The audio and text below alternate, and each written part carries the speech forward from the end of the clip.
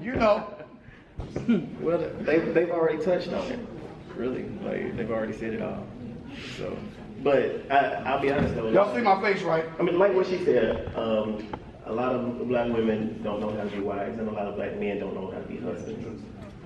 We just haven't had that training and that teaching, and we're not willing to do the work to learn and to learn it together, because sometimes we look at the relationship as to what this can do for me, and as soon as it stops working a little bit for me, we start looking elsewhere. We start pulling away from the relationship, so we give up too soon.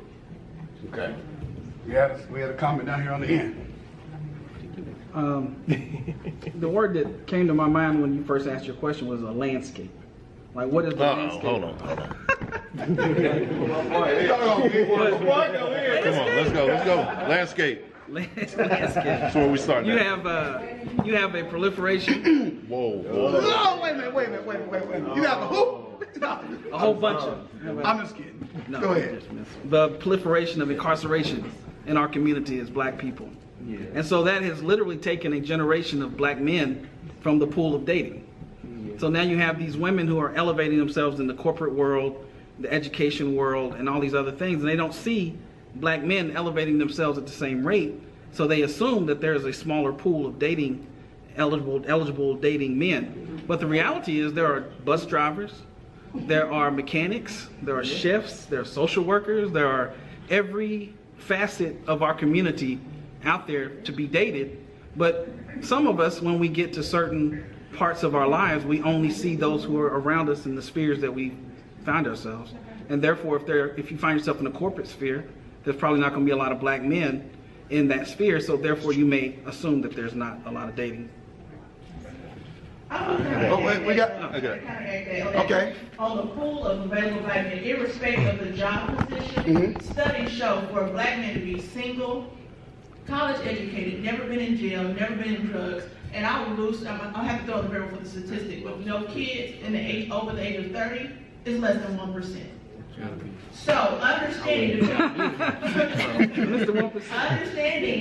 everybody has a preference on the children piece and all the other variables, those are looking at the numbers are just not there. There's an abundance of black women. So I understand what you're saying on the preference. Some women do isolate themselves on their individual preference, but the sheer fact of just wanting a good black man on basic variables, the numbers are not there.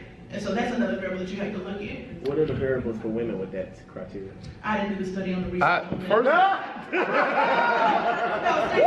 pretty sure it's more, but it's more black women that meet those criteria. I think I would disagree based on mine. Well, wait a minute.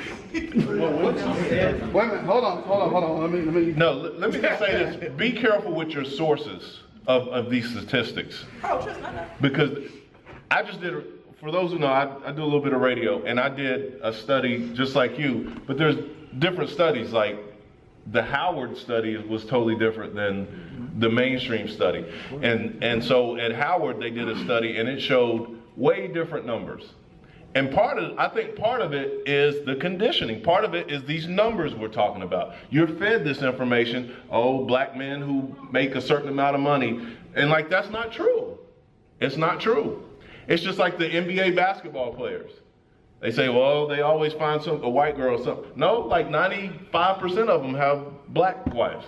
It's just they showcase the ones that don't to feed that image to you. So I think a lot of it is mythological. Let him say it. That word. Yeah. So be careful with everything you read. That's all I want to say. Okay, Kobe, you jumping in? Somebody else jumping in? I don't even know. Okay, so here's something else to consider.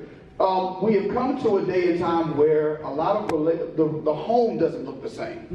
Right. The household doesn't look the same. And because the household doesn't look the same, you have a lot of broken homes. And so what has happened is the mothers have become the predominant leadership of the home. And I can even venture as far as to say in a major portion of society, whenever there's a breakup in homes, the majority of the time the children are left with the mother, as long as she's at least somewhat appears to be able to to take care of the kids, a majority of the time, they're left with the mother.